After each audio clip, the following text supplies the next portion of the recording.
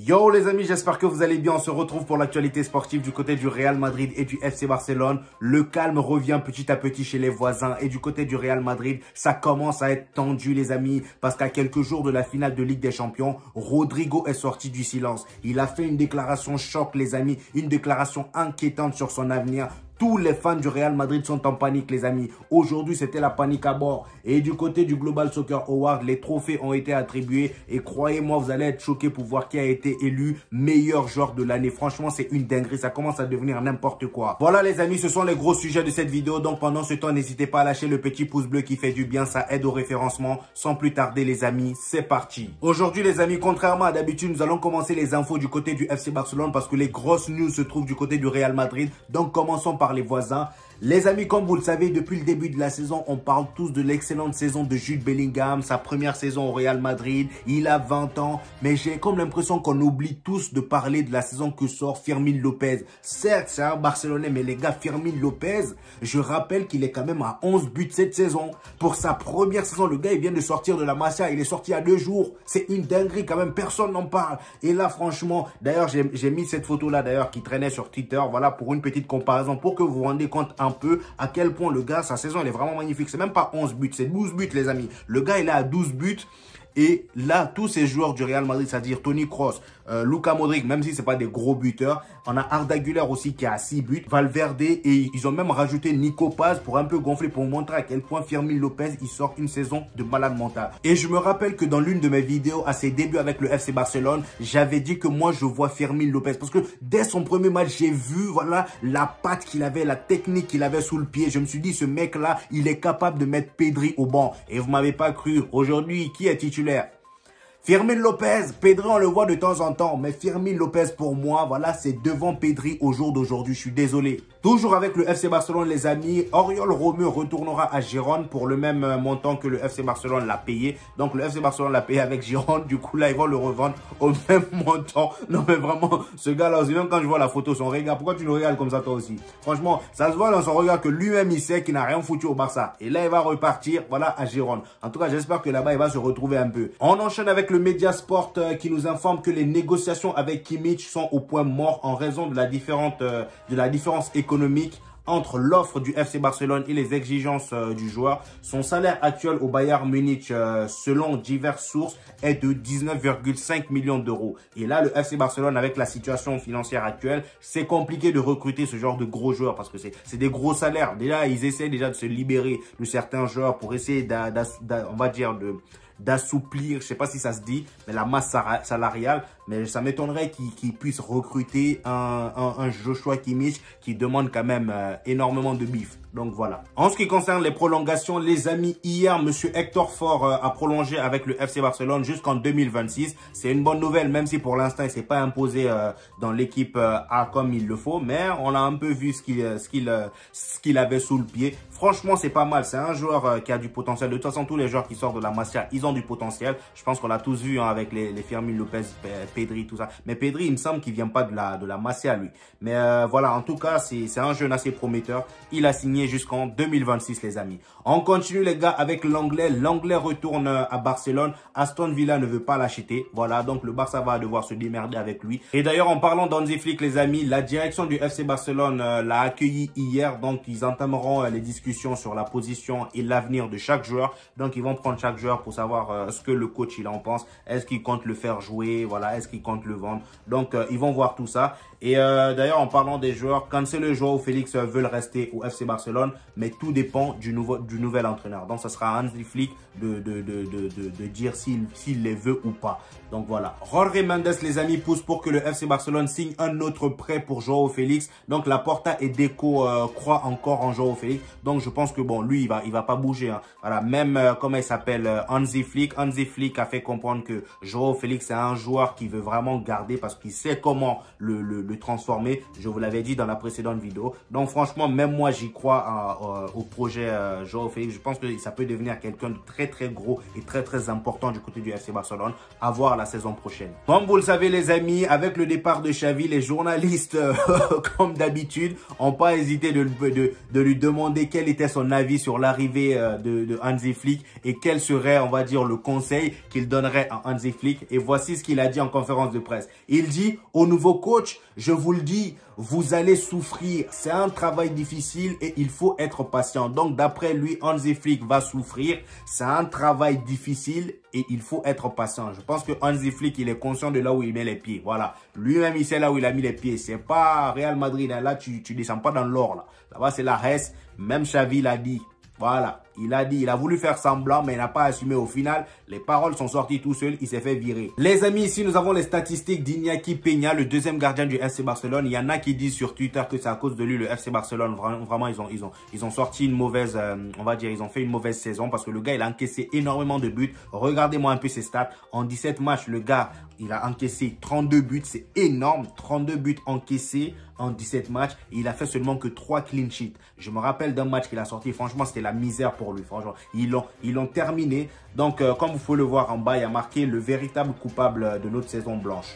Personnellement, je pense pas qu'il soit seul. Voilà, il y a aussi la défense qui était catastrophique. Voilà, faut pas se mentir non plus. Faut pas lui mettre toute la faute dessus. Cette année, les gars, le FC Barcelone en termes de défense, il y a eu énormément de problèmes. Araujo était perdu. Voilà, il y a eu une période vraiment ces derniers temps là. Araujo était vraiment à la ramasse. Donc, je peux pas mettre toute la faute sur Iñaki Peña, même si à chaque fois qu'il a joué, ça a été compliqué pour lui. Maintenant, les amis, nous allons parler de Monsieur Recordman Cristiano Ronaldo du côté de l'Arabie Saoudite. Comme vous le voyez, les amis, record, Cristiano Ronaldo devient le premier joueur de l'histoire à finir meilleur buteur dans 4 championnats différents. Donc, comme vous pouvez le voir, en Liga, il a terminé meilleur buteur 3 fois. Vous allez dire, ah, 3, c'est petit. Bah, en même temps, il était en concurrence avec Lionel Messi. Vous voulez qu'il fasse quoi? Il a terminé aussi meilleur buteur en Serie A. Et ensuite, en Première Ligue, là-bas aussi, il a terminé meilleur buteur. Et grâce au but marqué lors de son dernier match avec Al Nassr, les amis, Cristiano Ronaldo est aussi devenu le joueur ayant marqué le plus de buts en une saison dans le championnat d'Arabie Saoudite. C'est vraiment énorme. Il a fait une publication d'ailleurs où il a écrit je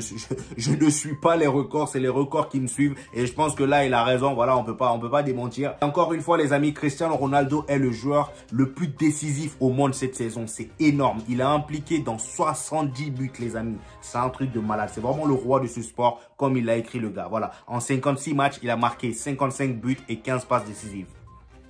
Les gars, même si c'est Arabie Saoudite, il faut se dire la vérité. Ce gars-là, c'est un malade. Même si c'est Arabie Saoudite, 50 à 39 ans, le gars il a 40 piges bientôt. À 39 ans, les amis, 56 matchs, 55 buts. Je pense que lui-même, à 50 ans, il va continuer. C'est quoi ça, vraiment? Le gars, il veut pas vieillir.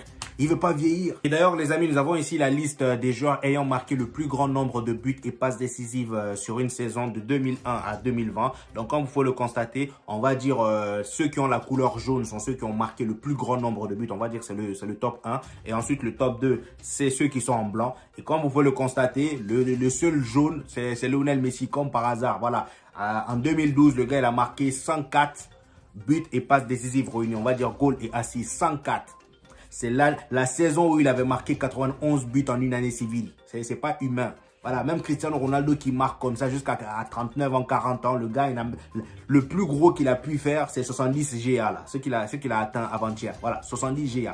Je sais pas s'il y a quelqu'un qui va réussir à s'approcher de Lionel Messi là, mais ça va être compliqué. 104 GA.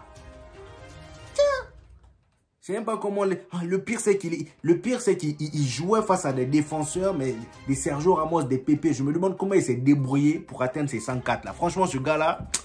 En tout cas, Lionel Messi, sa carrière, on peut être fan de Cristiano Ronaldo, mais il faut quand même se dire que ce gars-là, il aura marqué le football à jamais. Je ne sais pas si quelqu'un va atteindre son niveau, lui et Cristiano Ronaldo, mais c'est vraiment monstrueux. 104 GA, buts et assists. Maintenant, les amis, nous partons du côté de Dortmund. Nous avons ici la déclaration du coach de Dortmund avant la finale, parce que la finale, c'est samedi, je le rappelle, à 21 h heure française. Donc, il a fait une déclaration, il dit... Nous affrontons le boss final et il est temps pour le Real Madrid que leur série de 8 victoires consécutives en finale de Ligue des Champions s'arrête. Ah mon gars, je pense que là, ton combat que tu es en train de mener là, tu vas mener ça tout seul. Toi-même, tu dis 8 victoires consécutives en finale de Ligue des Champions. C'est pas aujourd'hui qu'un Dortmund va venir nous tabasser. Ah bah, je dis ça, faut quand même pas les sous-estimer. Parce que oui, on a vu ce que... Xavi Alonso s'est mangé la dernière fois. Donc, on ne sous-estime pas l'adversaire. Mais en tout cas, c'est très bien d'être déterminé comme ça. On verra en finale. Les amis, pour ceux qui n'ont pas suivi les dernières déclarations de M. Carlo Ancelotti, d'après Carlo Ancelotti, Jérémy De Leon, ce jeune roux que vous voyez souvent avec l'équipe du Real Madrid, voilà, qui joue jamais avec le Real Madrid, mais vous le voyez toujours à l'entraînement, sur le banc, il est toujours là. Et bah, d'après Carlo Ancelotti, c'est son porte-bonheur. C'est pour ça qu'il le trimballe partout. Je comprends mieux maintenant Don Carlos, je comprends mieux. Et d'ailleurs, il ira à Wembley pour la finale avec le Real Madrid. Il sera encore présent, même s'il va pas jouer. Vous posez pas de questions. D'après lui, c'est son porte-bonheur. Donc, on va voir si encore une fois, voilà, ça va porter chance. Voilà, même s'il joue pas, faut quand même le mettre dans le sac. Toujours avec Carlo Ancelotti, les amis. Voilà, il a fait une déclaration par rapport à son fils. Son fils, c'est, comment il s'appelle d'ailleurs? C'est Ancelotti, David Ancelotti, pardon. Voilà. Et là, il y a David Ancelotti qui est très courtisé par plusieurs clubs. Il y a même des clubs français qui veulent de lui en tant qu'entraîneur. Mais là, il est l'assistant de son père. Donc là, il y a Carlo Ancelotti qui dit David, comme entraîneur, certainement, mais tant que je serai au Real Madrid, il sera avec moi. Donc, il ne veut pas encore laisser son fils aller quelque part comme entraîneur. Et pourtant, le gars, il a du potentiel. Hein. Je pense que cette saison, si on est en finale de Ligue des Champions, c'est d'une partie grâce à lui. Parce qu'il y a même des matchs, on va dire le match où Joselu, il rentre à la dernière minute face au Bayern, là, où il met un doublé par la suite. C'est grâce à David Ancelotti, parce que c'est lui qui a conseillé Carlo Ancelotti de faire rentrer Joselu. Voilà, Carlo Ancelotti même était choqué. Et dès que Joselu est rentré, il a marqué un doublé. Donc voilà, on le doit à monsieur David Ancelotti. Là maintenant, nous allons parler de la mauvaise nouvelle, la petite mauvaise nouvelle pour le Real Madrid. Pourquoi je dis petite? Parce que bon, il y a monsieur Carlo Ancelotti qui a fait comprendre qu'il va prendre sa retraite au Real Madrid. Donc, je suppose que ça sera la saison prochaine, en 2025. Je pense que là, les amis, on sait tous qui va le remplacer. C'est soit, comment il s'appelle, c'est soit Xavi Alonso ou monsieur Pep Guardiola. Vous allez être choqué, hein, Pep Guardiola. Ben attendez, vous allez comprendre pourquoi je dis Pep Guardiola. Donc, voici sa déclaration par rapport à ça. Il dit, je vais prendre ma retraite au Real Madrid, mais je veux d'abord une autre Ligue des Champions. Donc, voilà, je suppose qu'après cette Ligue des Champions, normalement, la saison prochaine, il va encore la jouer avec les Kylian Mbappé et tout ça, mais ça sera la dernière, sûrement la dernière. Je ne le vois pas prendre sa retraite en cours de saison, non. La dernière, ça sera la saison prochaine. Et après ça, les amis, on sait très bien qui va le remplacer. Ce sera sûrement Xavi Alonso, s'il ne nous la met pas à l'envers lui aussi, parce que vu comment il a accroché au Bayern Leverkusen là, en tout cas, j'espère que ce sera lui. Mais si c'est pas lui, les amis, on sait très bien que en ce moment, voilà, il y a Pep Guardiola qui commence à dire à Manchester City qu'il va bientôt partir. Il est plus proche de quitter Manchester City que de rester. Selon Jack Gogan, les amis, Pep Guardiola devrait quitter son poste d'entraîneur de Manchester City à la fin de son contrat dans 12 mois. Donc voilà, dans 12 mois, c'est-à-dire dans 1 an, le gars, il va quitter Manchester City. Il sera donc libre. Où est-ce qu'il va partir? Maintenant, les Madrilènes qui sont là, et même les Barcelonais, vous pouvez aussi me dire ça dans les commentaires. Si vous êtes Florentino Pérez, vous avez Pep Guardiola sur le marché qui est libre. Vous avez Xabi Alonso qui peut aussi venir. Qui est-ce que vous choisissez entre les deux? Ça, c'est un gros dilemme, les amis. Franchement, j'aime bien Xabi Alonso. J'aime bien ce qu'il a fait avec le Bayern Leverkusen. Mais franchement, même si c'était un faux pas avec l'Atalanta, les gars, moi, je pense que j'irai directement sur Pep Guardiola. Tu peux pas voir Pep Guardiola libre et aller prendre quelqu'un d'autre, même si j'aime beaucoup Xavi Alonso. Mais Pep Guardiola, tu peux pas le voir libre et ne pas le prendre. Donnez-moi vos avis en commentaire, mais moi, je vais direct sur Pep Guardiola. On enchaîne, les amis, avec une déclaration de notre cher Luka Modric par rapport au Ballon d'Or. Il y a Luka Modric qui dit « Les favoris pour le Ballon d'Or sont Vinicius, Jude Bellingham et Toni Kroos. » Il dit « J'aimerais que Toni Kroos le gagne parce que c'est mon frère. » Donc lui, il aimerait voir Toni Kroos gagner ce Ballon d'Or. Ensuite, les amis, comme vous pouvez le voir selon Foot Mercato, Jude Bellingham et Vinicius ont envoyé un message à Kylian Mbappé. Alors là, les gars, c'est pas un petit message. Tenez-vous bien. Déjà là, comme vous pouvez le voir, nous avons ici les propos de Jude Bellingham. On l'a demandé un peu son avis sur l'arrivée de Kylian Mbappé. Est-ce qu'il aimerait jouer avec Kylian Mbappé? Et voici ce qu'il a dit. Donc il dit, comme je vous l'ai dit, je ne fais pas l'équipe et je ne fais pas les transferts non plus. Rappelle le milieu de 20 ans. Mais Kylian Mbappé, quel joueur qui ne voudrait pas évoluer avec lui? Donc là, on peut voir que il n'est pas contre une arrivée de Kylian Mbappé. Mais en même temps, vous voulez qu'il dise quoi? Parce que moi, je me rappelle que les deux, ils s'entendaient pas, hein, lors du match France-Angleterre là. Ils ont même eu une altercation les deux.